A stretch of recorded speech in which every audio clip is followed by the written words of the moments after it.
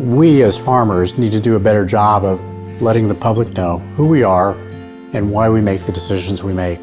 I think they have this vision of a farmer, and it may be of a picket fence and someone wearing bib overalls and standing out in the middle of a field and with a dairy cow standing there behind you, but I think their views are not who we really are today. I mean, we're business people, and we try to use the best of sciences to make our decisions.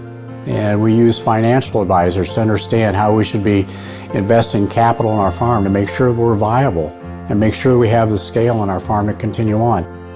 I'm constantly watching what the future holds, or at least I'm trying to stay on top of what the future holds. Whenever I'm buying new equipment, recently has been, what can it benefit me in the future? I'm looking long term, I'm not just looking short term. Yeah, short term's nice.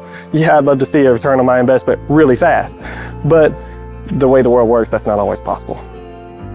When we're choosing equipment, we're certainly not necessarily looking at the cheapest. You know, we want to make sure that we're buying something long term. I'd say the number one consequence of buying something cheap is being down. When we do hay, we've only got 4 days to get a certain amount done.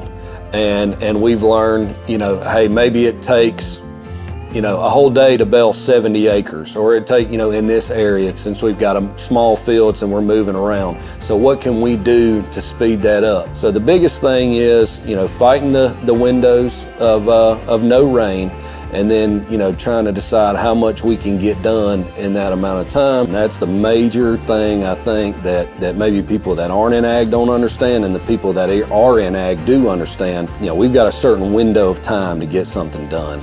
And we need to make sure that it's going to be reliable and be able to get done. Agriculture has a tremendous impact on the vast majority of America, and that's something that's under-recognized by the public, and farmers need to do a better job making sure that that story is told over and over again throughout America, not just on rice farms or cotton farms in the Delta. It needs to be told by ranchers through Montana and Idaho, to corn producers through the Midwest, to people that are involved in the fruit industry or the tree industry in California. Before I got engaged, my fiance now was riding with me on the cotton picker, and she said, I want to make a bale. I said, well, I can go one beyond that. I can tell you where it goes. I can tell you what it winds up being. She said, really? I was like, yeah, I'll track it down all the way. So she made a bale, and I made a note of that bale. And from the field all the way to what it wound up in California and became workwear jeans. Everything you do is somehow ag-related. Everything. Everything you touch is somehow ag-related. From field, from barn, to plate, to clothing. It's in everything you do. It's in your daily life, whether you believe it or not.